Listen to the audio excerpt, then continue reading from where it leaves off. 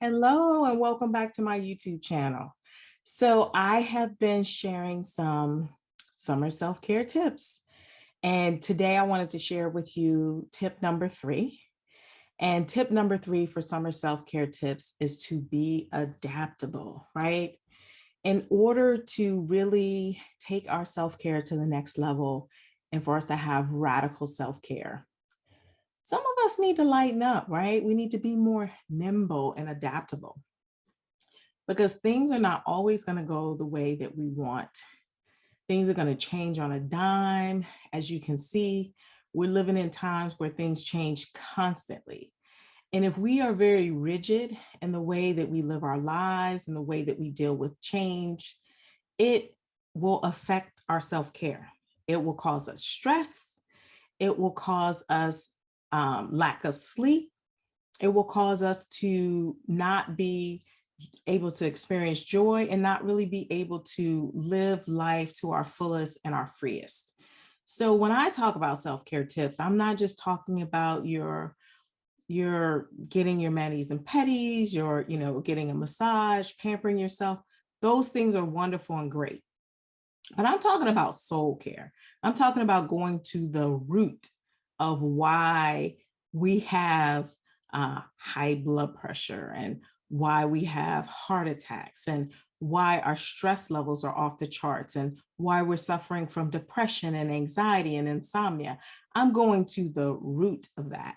So I have 4 self-care tips because there are 4 main energy blocks that stand in the way of us really having radical self-care, the type of self-care where we're able to do the things that we want to do and be the person that we want to be and have it and do it with ease and flow, right? We want to do things with ease and flow. It doesn't always have to be a hustle. It doesn't always have to be a grind. It doesn't always have to be hard. There should be some rest. There should be some softness. There should be some nurturing. There should just be some joy and some lightness to it.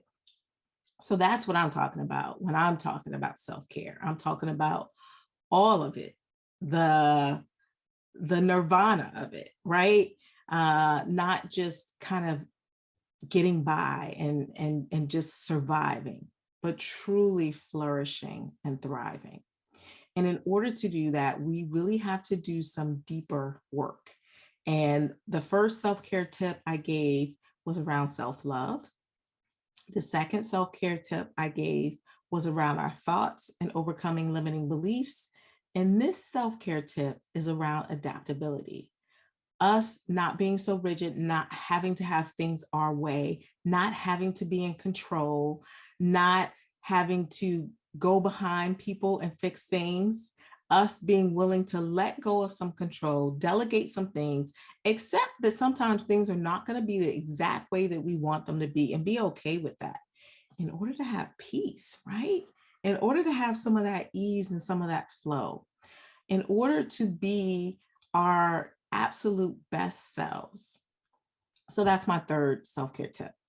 And if you have questions on how you can achieve that level of adaptability, because I'll admit, I am a reformed control freak and perfectionist, and I like things to be a certain way, and I like to control things. And when I can't control things, it can cause me anxiety and stress sometimes. But I am learning to let go of that because it does not bring me any of the things that I want in my life. I don't want to attract more stress, more worry. And if I need to be nimble and be flexible and just kind of be fluid, then that's the space that I'm stepping into in order to maximize my self-care. So I encourage you to do that as well. And if you have any questions, I have an entire course that helps you to get to that place of radical self-care. So feel free to check it out. All right, take care and goodbye for now. Bye-bye.